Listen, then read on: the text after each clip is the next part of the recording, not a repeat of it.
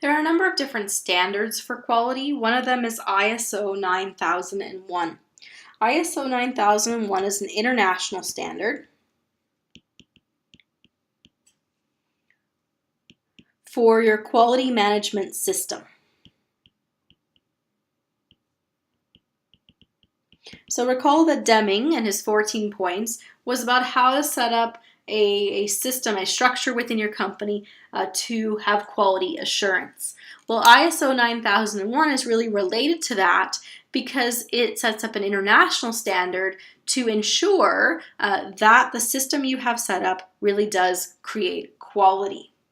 And there's a lot of companies that actually require you to have ISO 9001 in order to work with you. So some businesses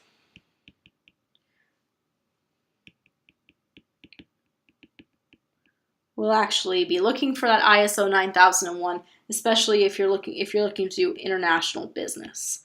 So it's really a symbol or an indicator that that you're meeting a certain level of quality. It's really about documenting your processes, and then there's a number of steps or things you need to focus on. And you need to provide documentation to an auditor to assure that you are doing those things. There is a video on ISO 9001. Check that out. Make sure you know the 8 components of ISO 9001. So one standard that we're looking at is ISO 9001. The second is what is called HACCP, Hazard Analysis Critical Control Points. And HACCP is used for food production.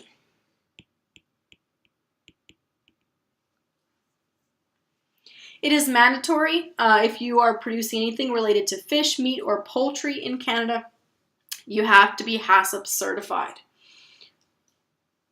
So here we have quality management system for food processors. Now the United Nations also supports HACCP, and so it's also becoming an international standard for food production.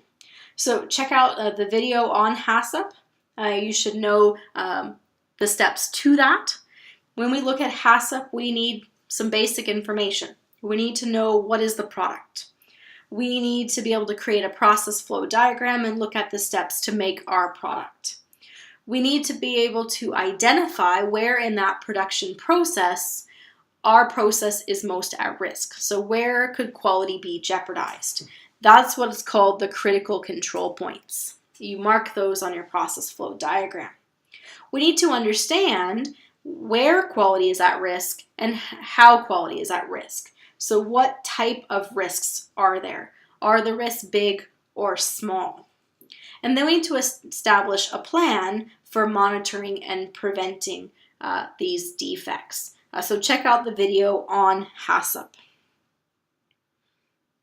The third type of standard for quality we want to look at is the Canadian Award for Excellence.